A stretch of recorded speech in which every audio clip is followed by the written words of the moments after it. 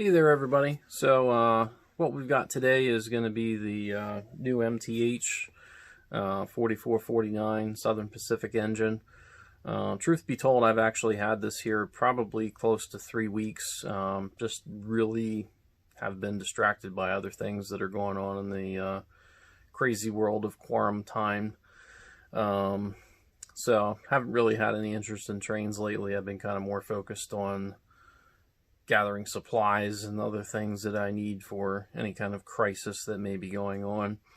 So I'm pretty well prepared there, and that's honestly where a lot of my time's been spent, and been working from home lately. This probably would have been a very good time to actually focus on finishing some train projects, but I just really haven't had the passion lately. I probably haven't even run any trains in close to a month, outside of maybe moving them around the tracks just to put some other crap on my desk here.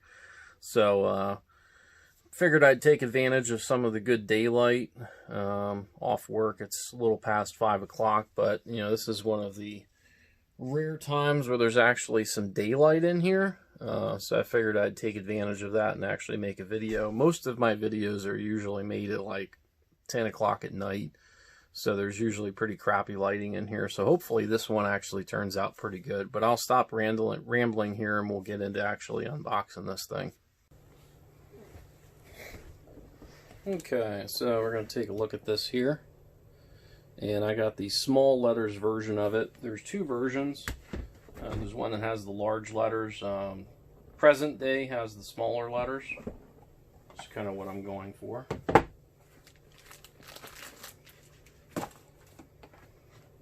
Now, one thing I did notice out of the box here, it looks like some of the packaging, or like the foam in here, is damaged. I could probably re-glue that and fix that, so hopefully not a huge deal.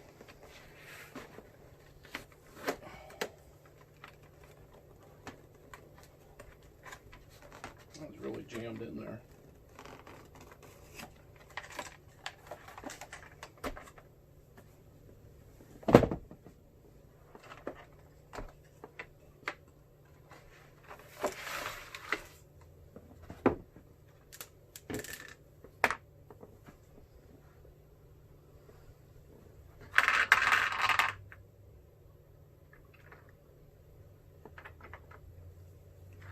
I don't see any parts and pieces missing, so that's good.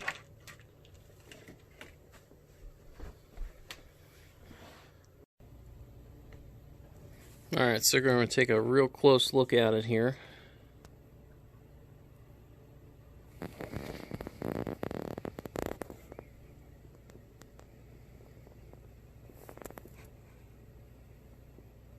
One thing I do notice on the wheels here, it has the white walls on there. Also, the front wheels there are not blackened, so I'll probably take care of that.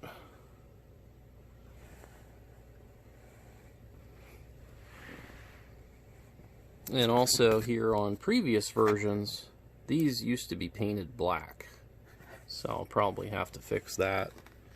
As well as on the top here, these should probably be black.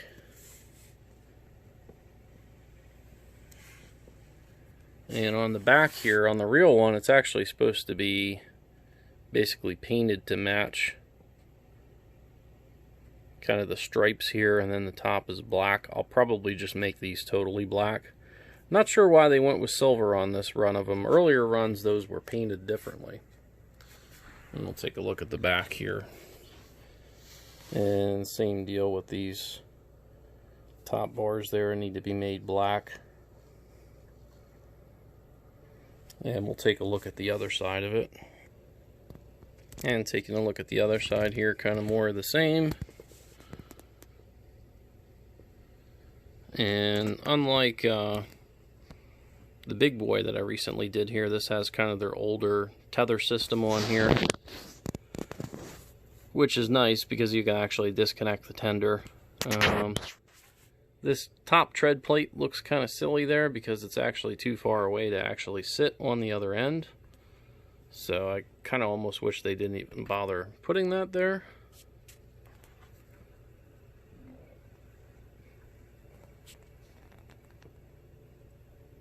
So let's get it on the track here and we'll take a quick look over the top. And I believe these are functional.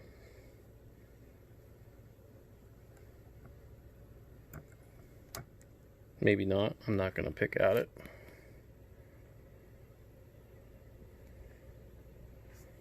Really nice paint job on here for sure. Okay, so we're going to go ahead and start it up here, and just like with the most recent release of the big boy, the manual that comes with this is pretty much worthless. It doesn't even have a list of functions for DCC, so I don't know where they think you're supposed to find it. So I actually did pull up a manual for an older run of the 4449, and we'll see if the functions still kind of match up here. I know that one difference is the whistle smoke, which we'll cover here in a little bit. But to fire it up, just the same as all previous runs, you could either hit F. Oh.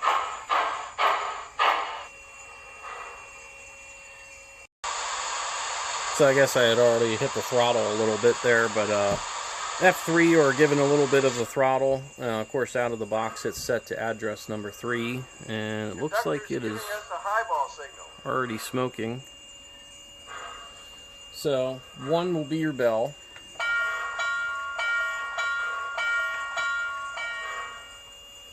And 2 is the whistle.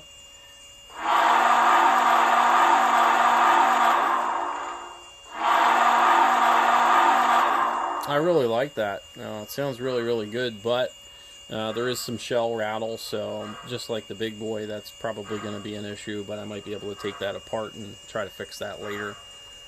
And of course, number 4 is your passenger freight. Now arriving from Los Angeles, on track 1, train number 73, the Oakland Lark.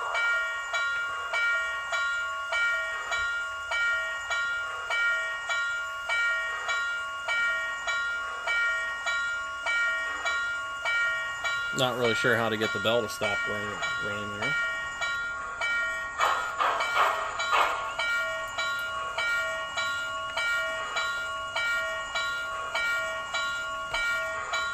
I'm just going to shut it off there because that doesn't seem to want to shut up. And it's a good thing I was able to open up a window here because this thing's really starting to smoke.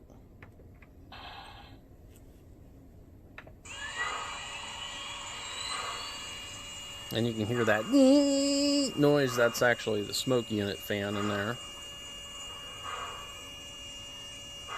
And you can kind of see it's definitely putting out some smoke there. And I think F7 toggling that is supposed to activate the whistle smoke. So we'll see if that works. We'll zoom in here and see if we can notice another part of steam coming out.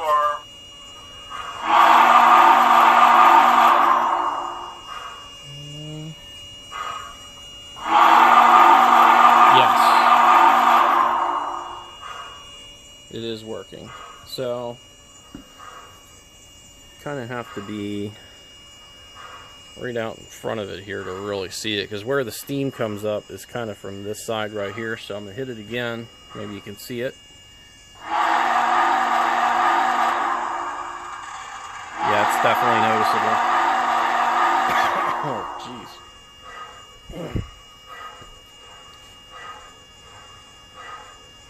And I think F17 disables the smoke. Maybe. I hope.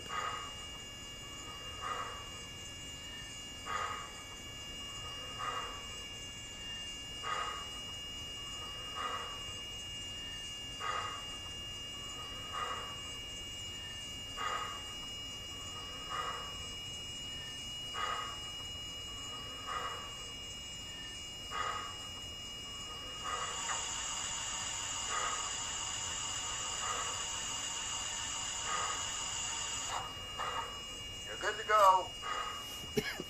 Jeez.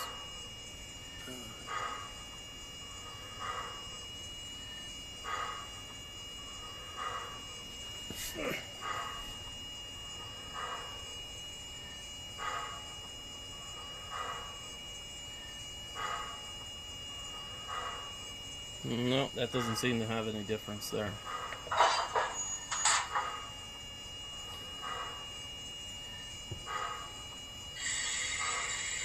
I know on some older MTH it could be F11.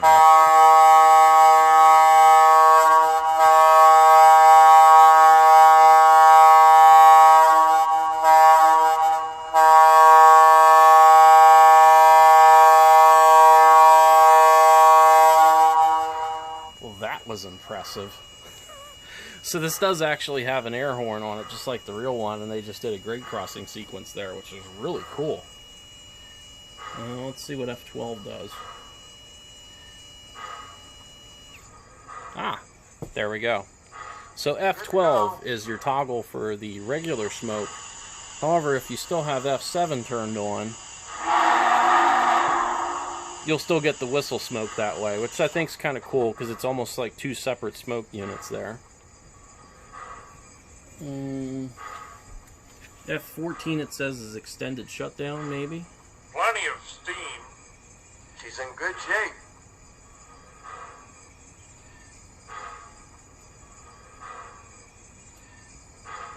No, no difference there.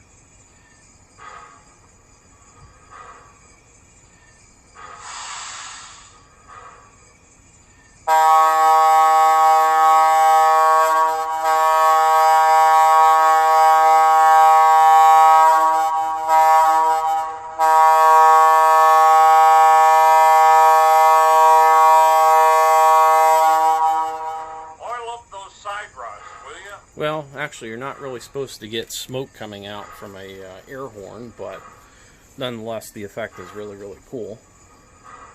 So we'll go ahead and get it going here.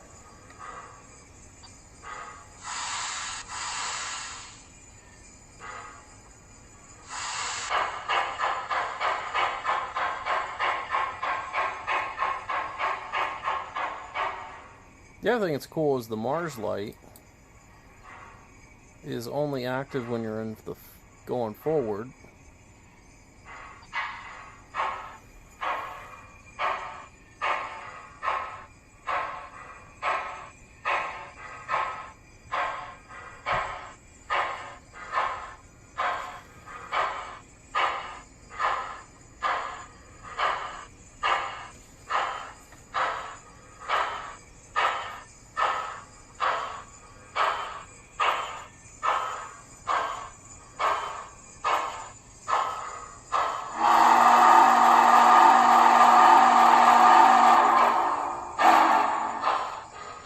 That's cool.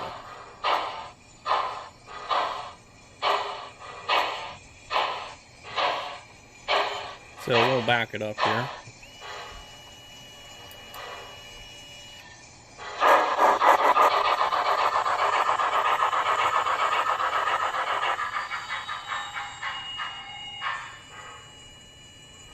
And I'm going to turn off that smoke there.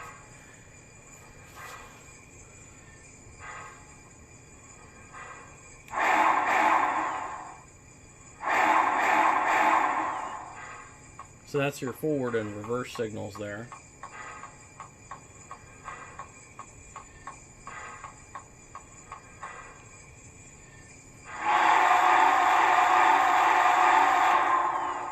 I really do love that effect. That is definitely cool. Alright, so we'll go into some running characteristics here and we'll break out the speedometer. Now, I have not run this engine any more than what you've seen on camera. So we'll see what kind of speeds we generate here. And we'll go ahead and give it some throttle.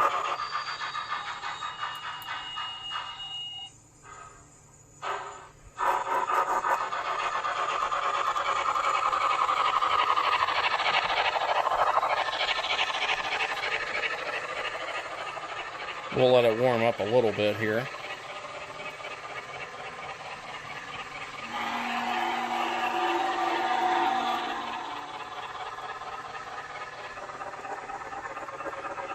Alright, and we're full throttle here now.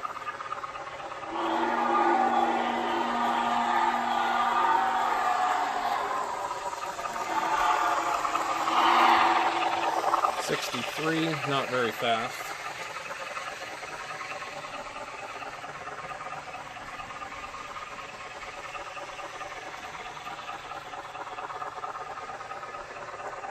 Doesn't appear to be running very quickly.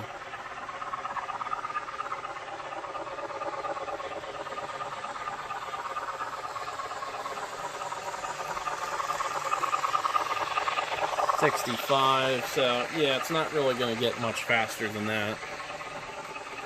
Sometimes with MTH engines, you have to put them in what's called PWM mode, which basically gives you control over the speed tables. I've done some videos in the past on some MTH engines and speed matching them to do that. And it does have some momentum built into it. As soon as it comes to a stop here, we'll back it up.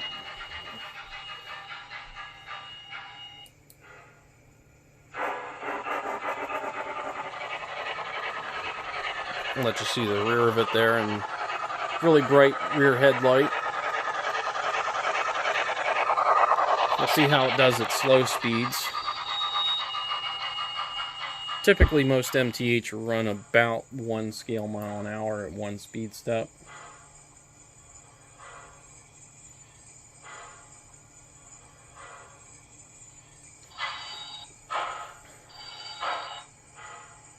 It's actually not very smooth.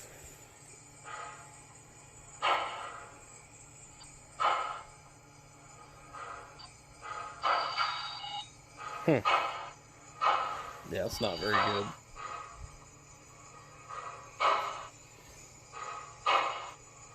Actually runs a little better at 2 than what it does at 1.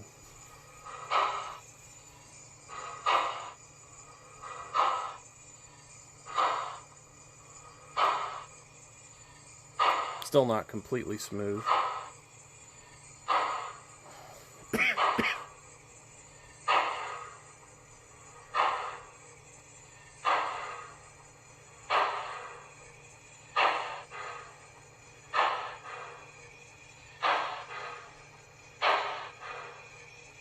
.7, not bad. A little on the fast side there.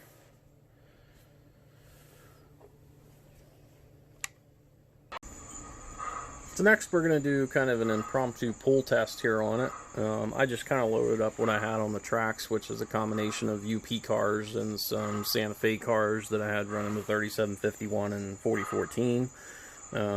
By my count, roughly it's about 18 cars. Pretty healthy load. We'll see how it does here.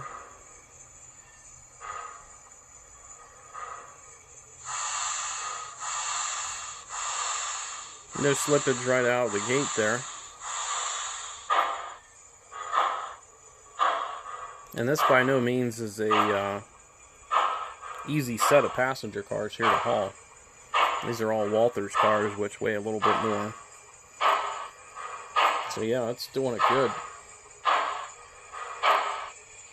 We'll bump up the speed a little bit here.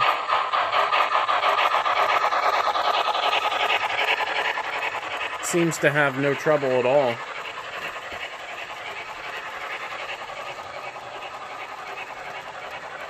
I would actually run a set of daylight cars, but I haven't been able to pick up any yet. I have like 2 or 3 cars, but not a complete set just yet.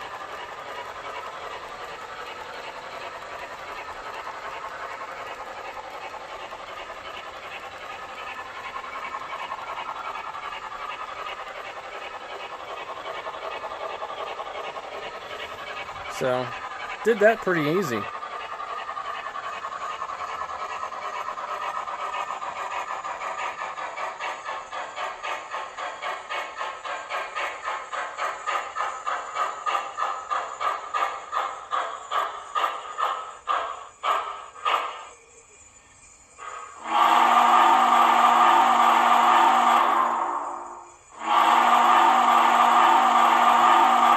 That does sound really, really good.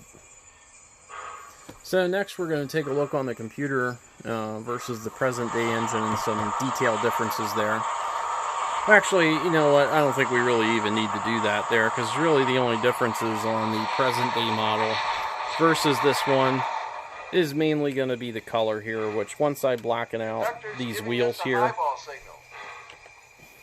let me shut that thing off there.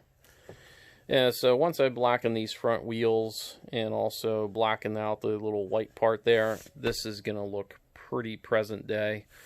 Also, of course, blacken out these silver ladders and all these parts up top I'll make black as well. But after that, the detail should be pretty spot on this. Another detail I'd like to talk about here is this hatch on the back is removable. There's a little magnet that holds it in place. You can see right there. And what it has is controls for the smoke unit and also for the sound volume. And you can just adjust that with a little wrench there. So I'm probably going to back off the sound a little bit on it just because it has some shell rattle. And at some point I may take apart the tender and see if I can make it sound a little better. Well, there you have it. So I think we pretty much covered everything on this one, and how it looks, how it sounds, how it runs, which really I'm pretty pleased with everything. In my opinion, this is the best version of 4449 that you can buy today. Probably second best would be the Bachmann. But you do have to do a lot of work to those, and you do, of course, run into limits on how good you can actually make them, being a plastic body and the lack of detail that they really have. I have some previous videos if you want to look and see what I did to my Bachmann model. I've since sold that one off as soon as I knew that this one was announced. So probably the only things that I'll do to this is, of course, blacken out these sections here to make it look a little more like the present day version. And maybe work on the sound a little bit to see if I can get it to sound a little bit better. But other than that, it's a pretty good model. Of course, one other thing I didn't mention is that this boiler here is die cast, which of course on the Bachmann there's really nothing metal, it's plastic everything. The smoke effects are awesome. I think the sound's really good. It doesn't sound too generic. I'm probably just as pleased with this one as what I was displeased with the recent Big Boy. You know, it definitely shows that when MTH is trying, they can really knock it out of the park, and this is just an exceptional model. Everything is done well here. Cost-wise, it does cost a pretty penny. You're going to be in about the mid-400s, which over the years, this used to be typically a model you'd find around 400 bucks. You can sometimes still find them a little bit less than that on eBay from some previous runs, and I think if you found one of those, as long as you're okay with not having the whistle smoke, I think you'll be okay with the model. And of course, the older models had a little bit different packaging where it doesn't come all hooked together, and they're kind of more like the older Broadway locomotives, in that the tender and the locomotive is packaged separately in the box, which, you know, that's neither here nor there. I'm okay with that being the way it is. But this is pretty good exception. You know, I really like the way this one came out. So that's about it for this one. You know, I would say probably my only real gripe with this engine is that some of the coloring isn't right, but that's not too hard to correct on your own, and depending on what era that you're trying to make it, you know, it could still be right, because I believe at one time this probably did appear this way, and there's going to be some things on the present day version which don't exactly match up, but nothing is ever going to be exactly perfect.